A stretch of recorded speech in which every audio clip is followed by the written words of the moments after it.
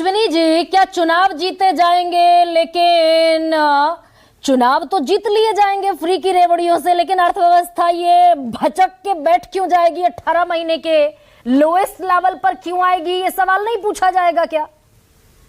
सवाल है क्या? मेजर कंसर्न है क्या ये? भाई हम तो बैज ऑफ ऑनर की तरह पहनते हैं ना सर, 5वीं सबसे बड़ी अर्थव्यवस्था, फक्र करते हैं, गर्व होता है। मैं पिछले काफी समय से ये चर्चा सुन रहा हूँ जी। जो एक बात ध्यान में आई, कुछ विषयों को बारे में, कुछ आंकड़ों के बारे में अपने आप को दुरुस्त करना जरूरी है। पहली बात कि ये जो मल्टी डायमेंशनल पॉवर्टी इंडेक्स है और जिस पॉवर्टी की आप बात कर रहे हैं 3245 रुपए वाली, वो दोनों अलग अलग चीजें हैं।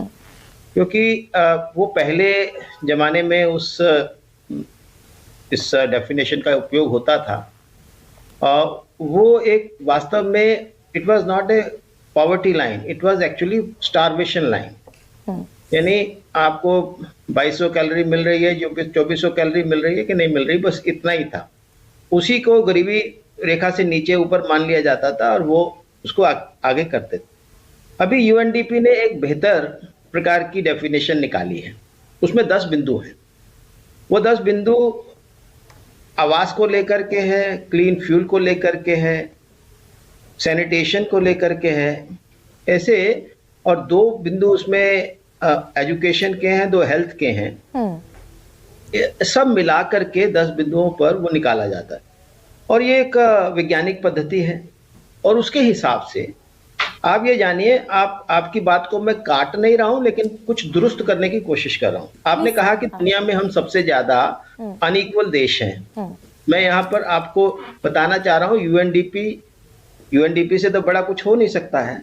तो यूएनडीपी की रिपोर्ट के हिसाब से 2004-5 में, मैं यहाँ पर कोई पार्टी विशेष की बात नहीं कर रहा हूँ, क्योंकि 2004-5 से लेकर 2010 तक, उसके बाद 2004-5 में जो भारत में इनइक्वालिटी का जो रेट था, जो उसको मल्टी डायमेंशनल पॉवर्टी इंडेक्स बोलते हैं। मल्टी डायमेंशनल पॉवर्टी इंडेक्स जो था भारत में था 0.282 और विश्व के दूसरे गरीब मुल्कों में था 0.275।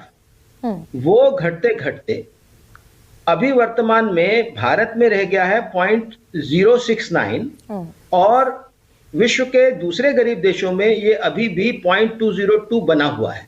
यानी अगर गरीबों को जो वास्तविक वस्तुएं मुहैया कराने की बात है, चाहे वो आवास है, चाहे वो सैनिटेशन है, चाहे वो क्लीन फ्यूल है, ये सारी, और हेल्थ है, एजुकेशन है, एसेट्स हैं, इन सब को मिलाकर के, पानी है, बिजली है, इन सब को मिलाकर के जो मल्टी डायमेंशनल पॉवर्टी इंडेक्स बनता है, उसमें हमने काफी नीचे गिरावट लाई। उसका कारण है, गरिमा जी, मैं क्योंकि इकोनॉमिक्स का स्टूडेंट रहा हूं, लगातार किताब में ये हमेशा लिखता था कि इतने लोग जो है कच्चे घरों में रहते हैं, इतने लोग, और वो लगातार वो कच्चे घरों में रहने वालों की संख्या वैसी की वैसी रहती थी।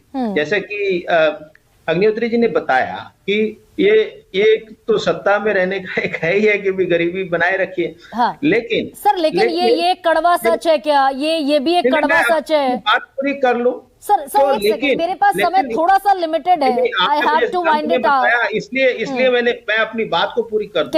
कह लीजिए कि पहली बात तो ये कि भी लगातार हमारे देश में जो गरीबों की हालत है, आपने कहा ना कि हालत खराब है, हालत में सुधार हुआ है। लोगों को 4 करोड़ घर मिले हैं, 10 करोड़ उज्ज्वला कनेक्शन है, पानी है, बिजली है, वो यूनिवर्सलाइज हुआ है। इन सब चीजों को हमें ध्यान में रखना पड़ेगा। सर ये दरअसल दत्तात्रेय होश बोले, जो कि सर सवाल पूछना पड़ेगा ना सर, सवाल पूछने की अनुमति तो दीजिए। आंकड़ों की बात करें ना। नहीं अश्विनी जी, दूसरी बात आपने कहा, मैं जो सवाल पूछ रही हूँ वो ये पूछ रही हूँ कि तो दत्तात्रेय होश बोले संघ के नंबर 2 पोजीशन होल्डर, ये उनका कंसर्न भी है। मेरी बात सुन लीजिए ना कि 20 करोड़ लोग गरीबी रेखा से नीचे और 23 करोड़ लोग 375 रुपए से कम कमाते हैं।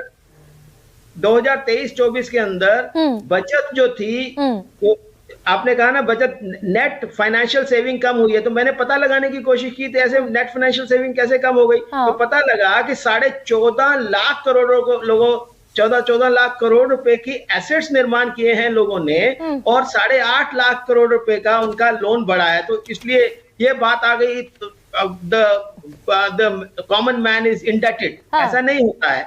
तो इसलिए सर ये भी आरबीआई की रिपोर्ट है और मैं भी वो डेटा लेकर बैठी हूँ जो आप बता रहे हैं। ये डेटा तकरीबन 24 लाख करोड़ का था और घटकर रह गया 13 लाख करोड़ का, जो हाउस होल्ड सेविंग की मैं बात कर रही हूँ।